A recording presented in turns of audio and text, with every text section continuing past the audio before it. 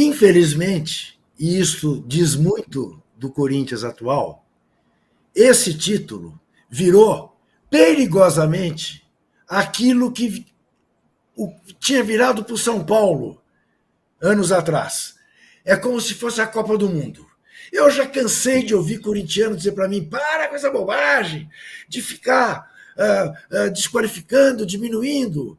Se o Corinthians for campeão amanhã ou depois da manhã, o ano está ganho. O que é uma coisa que é um rebaixamento das aspirações, né, de um clube da tradição e do tamanho de torcida que tem o Corinthians enorme. Enorme. Porque é a tal história. Esse título, se ganhar o título na quinta-feira, no domingo, esse título já está esquecido.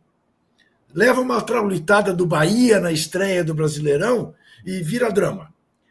Porque esse não é daquele título que o torcedor fala: estou feliz e relaxado por daqui para frente. Né? Vamos cuidar de não cair nos outros torneios. Mas não tem esse teor. Não tem. Até do ponto de vista histórico, é muito mais importante ser tetracampeão pela primeira vez do que ganhar o 31º campeonato estadual. Mas para o corintiano está virando isso. Sair da fila. Ora, a fila foi de 23 anos. Fila foi... Tá bom, já está chato.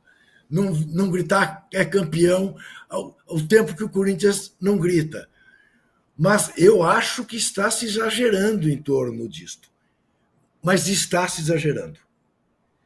Eu temo até por uma coisa que aconteçam coisas graves em Itaquera amanhã se o Corinthians não sair campeão. Temo uma reação desmedida, como será desmedida a comemoração. E o Carrillo sabe disso. Então não é hora de sentir cansaço. É aquilo que eu falei. Você põe a camisa e a camisa é o aditivo. Rugar a morrer, como dizem os castelhanos. É o que o Corinthians vai ter que fazer. O Palmeiras não. Agora, Juca, essa coisa que você falou de depois estar esquecido já, vencendo um derby, não dá um peso a mais para esse título? Mas, Domi, é claro que dá. Qual é o barato do campeonato estadual? É quando ele chega nessa fase com clássicos, né? Porque já houve decisões que não tinham esse caráter, né? Não era São Paulo e Palmeiras, não era Santos e Palmeiras, né, como foi no ano passado, né, o clássico da saudade. Então se revive uma porção de coisas. Poxa, teria sido importantíssimo para o Santos, né? Estava caído para a segunda divisão, o Santos ser campeão ali, né? Mas se esgota ali. Tá bem, foi campeão, legal, mas gente, vamos tratar de subir. Não ia desvirar a faixa que estava de cabeça para baixo na Vila Belmiro. Não desvirava a faixa. É isso. E o que eu digo é isso. Se o Palmeiras não vier a ser campeão, vai ser chato, é claro. O palmeirense não vai gostar nem um pouco, vão pichar o muro e tal, aquelas bobagens. Mas palmeirense algum que honre a camisa alviverde dirá que o ano está perdido, olhará para 2025 sem esperança. Não, Palmeiras é candidato na Libertadores, no Campeonato Brasileiro, na Copa do Brasil. O Corinthians menos. O Corinthians menos. E se perder, menos ainda. Mas por isso que eu acho que o título não vai ser esquecido. Eu acho que essa diretoria vai usar bastante esse título do Corinthians se vencer, sabe? Porque já não tem Libertadores mais. Pode ser que não conquiste nada além do Campeonato Paulista. Então eu acho que essa diretoria vai usar esse título. Porque é medíocre. E vamos falar, vamos falar aqui, não o torcedor, falar aqui o analista, friamente. Esta diretoria não merece título algum. Essa diretoria merece o impeachment. O título do Campeonato Paulista não significará, ou não deveria significar, livrar o presidente do impeachment. Com todos esses escândalos. Escolha o escândalo que você quiser, Domitila. Desde janeiro. Escolha. Tem todos os tipos. De assédio moral, assédio sexual, piquesbete, cambismo, o que você quiser. Tem.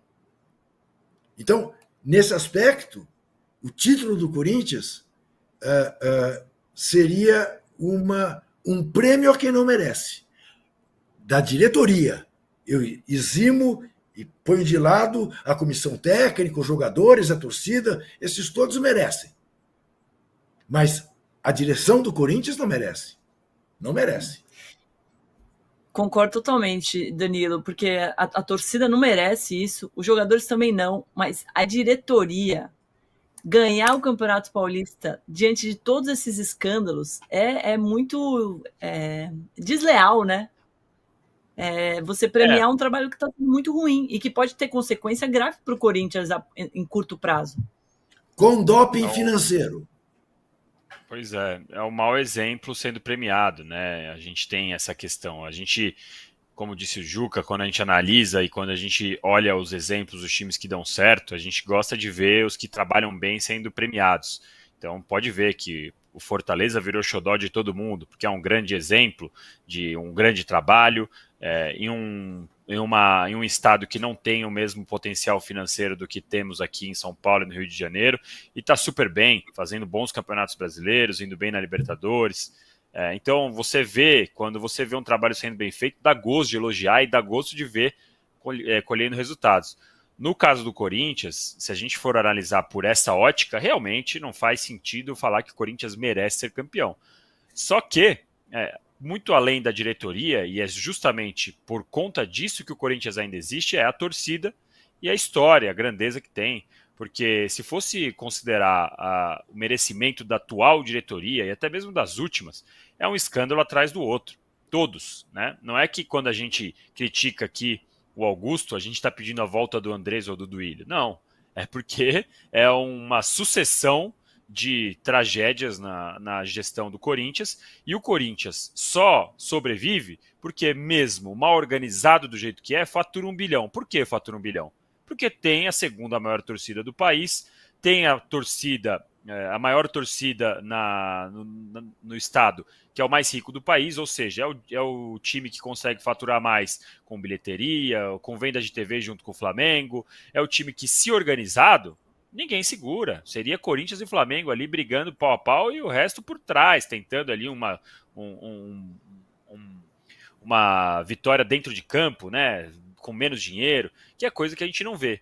Então, me surpreende, ao mesmo tempo que eu concordo com a visão de vocês, que a gestão do Corinthians ser campeão não é um bom exemplo para o futebol brasileiro, me surpreende como o Corinthians consegue se blindar, o Corinthians time, né, o Corinthians campo, consegue se blindar e consegue passar por cima de tudo isso.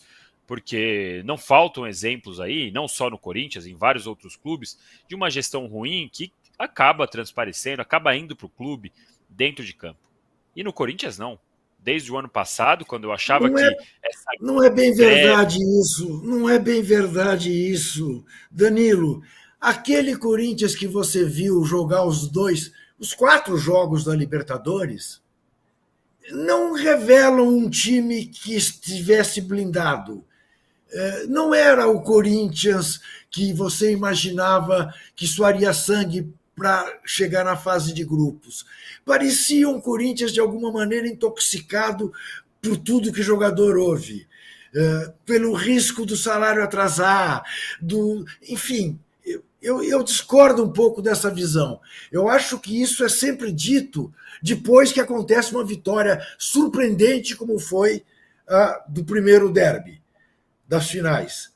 Mas se você olhar as coisas mais importantes que o Corinthians disputou nesse trimestre, você não verá esse time blindado. Mas no ano passado a crise estava muito forte, né? E o Corinthians conseguiu a arrancada que conseguiu para escapar do rebaixamento. Verdade. Esse ano foi a melhor campanha do Campeonato Paulista.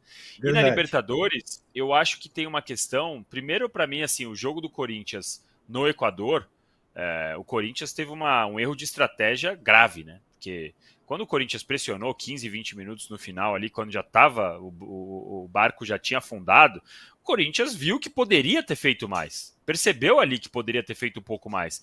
E quando jogou aqui, é claro, né? A gente tem que contextualizar, já estava com 3-0 a favor. Então, obviamente, que o Barcelona muda o seu estilo de jogo a partir do momento que tem o 3-0 a favor. Mas em São Paulo, mostrou o Corinthians também que poderia ter feito um pouco mais.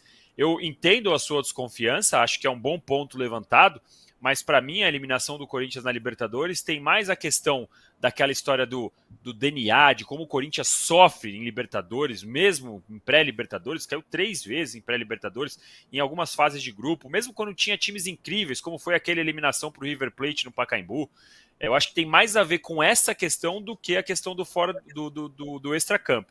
Em todo caso, eu acho que é um bom ponto levantado por você, Juca, até porque conhecimento de lugar de fala, nesse caso, não precisamos nem discutir, né?